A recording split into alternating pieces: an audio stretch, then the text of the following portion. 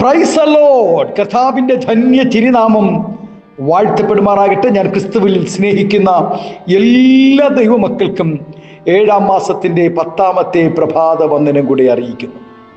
യിരെമ്യാ പ്രവാചകൻ 32-ാം അധ്യായത്തിൽ ദൈവത്തിൻ്റെ ആത്മാവിൽ കൂടെ വിളിച്ചു പറയുവാനിടയായി, ഞാൻ അവരെ വിട്ടുപിരിയാതെ അവർക്ക് നന്മ ചെയ്തുകൊണ്ടിരിക്കും എന്നിങ്ങനെ ഞാൻ അവരോട് ഒരു ശാശ്വത നിയമം ചെയ്യും. ചത്തുപിരിഞ്ഞാലും വിട്ടുപിരികയില്ല എന്ന് അനേകർ പറയുന്നുണ്ടെങ്കിലും സാഹചര്യങ്ങൾ മാറി മറിയുമ്പോൾ വിട്ടുപിരിയുന്നത് മാത്രമല്ല, അനേകർ ഒന്ന് ഓർക്കുക കൂടെ ചെയ്യാതെ എത്രയോ പേർ ആയിരിക്കുമ്പോൾ നമ്മുടെ അരുമനാഥനായ കർത്താവ് പറയുന്നു, ആമേൻ, നമ്മെ വിട്ടുപിരിയാതെ നന്മ ചെയ്തുകൊണ്ടിരിക്കും. വിശുദ്ധ വേദപുസ്തകത്തിൽ വിട്ടുപിരിയാതെ തൻ്റെ അമ്മാവിയമ്മയോടും തൻ്റെ ദൈവത്തോടും പറ്റി നിന്നവളായിരുന്നു രൂത്ത്. പ്രതികൂല സാഹചര്യങ്ങൾ വന്നപ്പോൾ ഓർപ്പ ചുംബിച്ച് വിട്ടുപിരിഞ്ഞപ്പോൾ വാർദ്ധക്യത്തിലും ക്ഷാമത്തിലും എല്ലാ പ്രതികൂലത്തിലും രൂത്ത് പറ്റി നിൽക്കുവാനിടയായി. പ്രതികൂലം വരുമ്പോൾ സഹോദരങ്ങളും സ്നേഹിതരും കുറ്റം പറയുകയും തള്ളിക്കളയുകയും ചെയ്യുന്ന ഈ ലോകത്താണ് നാം പാർക്കുന്നത്. എന്തിനേറെ നമ്മുടെ അരുമനാഥനായ കർത്താവിനെ ക്രൂശിക്കുവാൻ പിടിക്കുമ്പോൾ 3.5 വർഷം തന്നോടുകൂടെ ചേർന്ന് നടന്നവരും, ഒരുമിച്ച് ഭക്ഷിച്ചവരും, ഒരുമിച്ച് ഉറങ്ങിയവരും, സൗഖ്യം പ്രാപിച്ചവരും, മരിച്ചവരും, ജീവിച്ചവരും ഒത്തിരി പേരുണ്ടായിരുന്നു. കർത്താവ് സഹായത്തിനായി ചുറ്റും തിരിഞ്ഞു നോക്കി, ആരെയും കണ്ടില്ല. കൂടെ മരിക്കുവാനും കാരാഗ്രഹത്തിൽ കിടക്കുവാനും ഞാൻ ഉണ്ടാകുമെന്ന് ഉറപ്പ് പറഞ്ഞ പത്രോസ് ആദ്യം കുറ്റം പറഞ്ഞ് തള്ളിപ്പറഞ്ഞ് ഓടി ഒളിക്കുവാനിടയായി. പ്രിയ ദൈവവേദിയിലെ നമ്മുടെ ജീവിതത്തിലും അനേകർ നമ്മെ മറന്നെന്നും വരാം, ഓടി മറഞ്ഞെന്നും വരാം. ദൈവജനത്തിൻ്റെ കഷ്ടതയുടെ നടുവിൽ ദൈവം ഇറങ്ങി വരികയും അവരെ ഉദ്ധരിക്കുകയും ചെയ്ത നിരവധി സംഭവങ്ങൾ തിരുവചനത്തിൽ രേഖപ്പെടുത്തിയിട്ടുണ്ട്. എന്നാൽ ദൈവത്തെ മറന്ന് ജീവിച്ചാൽ അവരുടെ കഷ്ടതയുടെ നടുവിൽ ദൈവവും മുഖം മറച്ചു കളയും. ഞാൻ എൻ്റെ മുഖം അവർക്ക് മറയ്ക്കും, അവിടെ അന്ത്യം എന്ന് ഞാൻ നോക്കും. അവർ വക്രതയുള്ള തലമുറ, നേരില്ലാത്ത മക്കൾ. ഭക്തനായ ദാവീദ് എല്ലാ കാലങ്ങളിലും ദൈവത്തിൽ മാത്രം ആശ്രയിക്കുകയും ദൈവഹിതം നിറവേറ്റിയവനുമാണ്. എന്നാൽ കഷ്ടതയുടെ തീച്ചൂളയിൽ കൂടെ ആമേൻ അനവധി പ്രാവശ്യം താൻ കടന്നു പോകുവാൻ ഇടയായി. തൻ്റെ കഷ്ടതയുടെ നടുവിൽ ആമേൻ സ്തോത്രം ദൈവത്തിൽ മാത്രം താൻ ആശ്രയിച്ചു ജീവിച്ചത് കൊണ്ട് ദൈവം തന്നെ സ്വസ്ഥതയിൽ പ്രവേശിപ്പാനിടയായി. ലോകാവസാനത്തോളം എല്ലാ നാളും നമ്മോട് കൂടെയുണ്ട് എന്ന് അരുളി ചെയ്ത ദൈവം നമ്മുടെ കഷ്ടതയിൽ ദൂരസ്ഥനായി നിൽക്കുകയില്ല, നമ്മുടെ സമീപസ്ഥനായി തന്നെ ഉണ്ടായിരിക്കും. ആമേൻ.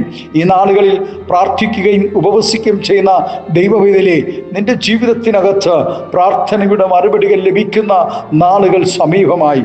നാം നന്നായി ജീവിച്ചാലും എപ്പോഴും ദൈവത്തോട് പ്രാർത്ഥിച്ചാലും കഠിന ശോധനകളിൽ കൂടെ നാം കടന്നു പോകേണ്ടതായി വരും. ഒരുപക്ഷെ ആ സമയങ്ങളിലെ പ്രാർത്ഥനകൾക്ക് മറുപടി ഉണ്ടായെന്നും വരില്ല. നാം ചിന്തിക്കുന്നത് പോലെ ദൈവം നമ്മെ മറന്നതല്ല കുഞ്ഞെ, മറിച്ച് നമ്മെ ചിലത് പഠിപ്പിക്കുവാനും നമ്മെ കഷ്ടതയിൽ ആര് നമ്മോടുകൂടെ ചേർന്ന് നിൽക്കുമെന്നും നമ്മെ സഹായിക്കുമെന്നും സ്നേഹിക്കുമെന്നും ആമേ തിരിച്ചറിയുവാനുള്ള ഒരു ശോധനയാണ്. ആമേൻ, ഹല്ലേലൂയ. അത് ദൈവത്താൽ ഉണ്ടാകുന്ന ആമേൻ നല്ലൊരു പാഠമാണ് നമുക്ക് നമ്മുടെ ജീവിതത്തിലുള്ളത്. അല്പനേരത്തേക്ക് മാത്രം ഞാൻ നിന്നെ ഉപേക്ഷിച്ചു എങ്കിലും മഹാകരുണയോടുകൂടെ ഞാൻ നിന്നെ ചേർത്തുകൊള്ളുമെന്നും ക്രോധാധിക്യത്തിൽ ഞാൻ ക്ഷണനേരത്തേക്ക് എൻ്റെ മുഖം നിനക്ക് മറച്ചു എന്ന് ദൈവത്തിൻ്റെ ആത്മാവ് പറയും. എങ്കിലും നിത്യസ്നേഹത്തിൽ ഞാൻ നിന്നോട് കരുണ കാണിക്കും എന്ന് നിന്റെ വീണ്ടെടുപ്പുകാരനായ യഹോവ അരുളി ചെയ്യുന്നു. അതേ ദൈവവേദിയിലെ നമ്മെ ആര് വിട്ടുപിരിഞ്ഞാലും, ആര് നമ്മെ മറന്നാലും, ആര് സഹായിച്ചില്ലെങ്കിലും, ആര് നമ്മെ സ്തോത്രം ഹല്ലേലൂയ ഓർക്കാതിരുന്നാലും നമ്മെ ഓർക്കുന്നൊരു ദൈവമുണ്ട്. കഴിഞ്ഞ നാളുകളിൽ നാം അനേകർക്ക് വേണ്ടി ഉപവസിക്കുകയും പ്രാർത്ഥിക്കുകയും അനേകരുടെ ഉയർച്ചകൾക്ക് വേണ്ടി എത്രയോ സ്തോത്രം ഉപവാസങ്ങളും പ്രാർത്ഥനകളും നടത്തുവാനിടയായി. എന്നാൽ അവരൊക്കെ ഉയർച്ചകൾ പ്രാപിച്ചപ്പോൾ നമ്മെ മറന്നുപോയില്ലേ? നമ്മെ ഓർക്കാതെ ഇരിക്കുന്നില്ലേ? സാരമില്ല കുഞ്ഞെ, നമ്മെ അറിയുന്നൊരു ദൈവമുണ്ട്, നമ്മെ ഓർക്കുന്നൊരു ദൈവം. നാം അറിയാത്ത, നമ്മെ ഇതുവരെ കണ്ടിട്ടില്ലാത്ത അനേക ദൈവക്കുഞ്ഞുങ്ങളിൽ കൂടെ ഈ നാളുകളിൽ നമ്മെ ദൈവം എത്രത്തോളം മനോഹരമായി നടത്തുന്നു. എത്ര ശ്രേഷ്ഠമായി നമ്മെ ദൈവം ആദരിക്കും. അതെ, ദൈവം വിട്ടുപിരിയാതെ നന്മ ചെയ്തുകൊണ്ടിരിക്കുന്നു അനേകരിൽ കൂടെ. അതുകൊണ്ട് നമുക്ക് ഈ പ്രഭാതം ദൈവസന്നിധിയിൽ ഒരിക്കൽ കൂടെ ചേർന്ന് നിന്ന് നമുക്ക് പ്രാർത്ഥിക്കാം.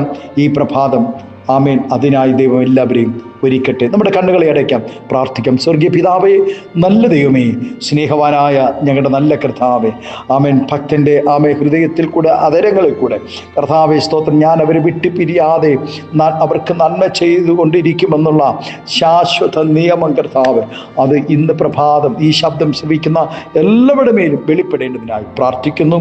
ദൂരത്തും ചാരത്തുമായിരുന്നു, രാജ്യത്തിനകത്തും പുറത്തുമായിരുന്നു കർത്താവെ, ഈ ആമേൻ വചന സന്ദേശങ്ങളിൽ പങ്കാളികളാകുന്ന എല്ലാ ദൈവക്കുഞ്ഞുങ്ങൾക്കായി നന്ദിയോടെ സ്തോത്രം ചെയ്യുന്നു. പിതാവിൻ്റെയും പുത്രൻ്റെയും പരിശുദ്ധാത്മാവിൻ്റെ നാമത്തിൽ അങ്ങയുടെ കുഞ്ഞുങ്ങളെ അനുഗ്രഹിച്ച് പ്രാർത്ഥിക്കുന്നു. ആത്മീയ ഭൗതിക നന്മകൾ നൽകി മാനിക്കണം, ആദരിക്കണം, അനുഗ്രഹിക്കണം. ആമേൻ. രോഗശയ്യയിലായിരിക്കുന്നവരുണ്ട്, ഹോസ്പിറ്റൽ അഭയം പ്രാപിച്ചവരുണ്ട്, ഏകാന്തതയുടെ അനുഭവങ്ങളായിരിക്കുന്നുണ്ട്, വാർദ്ധക്യ ബലഹീനതയിലായിരിക്കുന്നവരുണ്ട്. അവരെ എല്ലാവരും വിട്ടുപിരിയാതെ, അവൻ ആരെല്ലാം വിട്ടുപിരിയാതെ കരുതുന്ന ഒരു ദൈവത്തിൻ്റെ കരമെന്ന പകൽക്കാലം അവരുടെ മേൽ വെളിപ്പെടേണ്ടതിനായി പ്രാർത്ഥിക്കുന്നു. സകല നന്മകളാൽ നിറയ്ക്കണം, അകത്തമെടുക്കണം. യേശുവിൻ്റെ നാമത്തിൽ കൃപയോടെ പ്രാർത്ഥന കേൾക്കണമേ സ്വർഗീയ നല്ല പിതാവേ. ആമേൻ, ആമേൻ. Thank you. God bless you. ദൈവം എല്ലാവരെയും ധാരാളമായി അനുഗ്രഹിക്കട്ടെ. Thank U.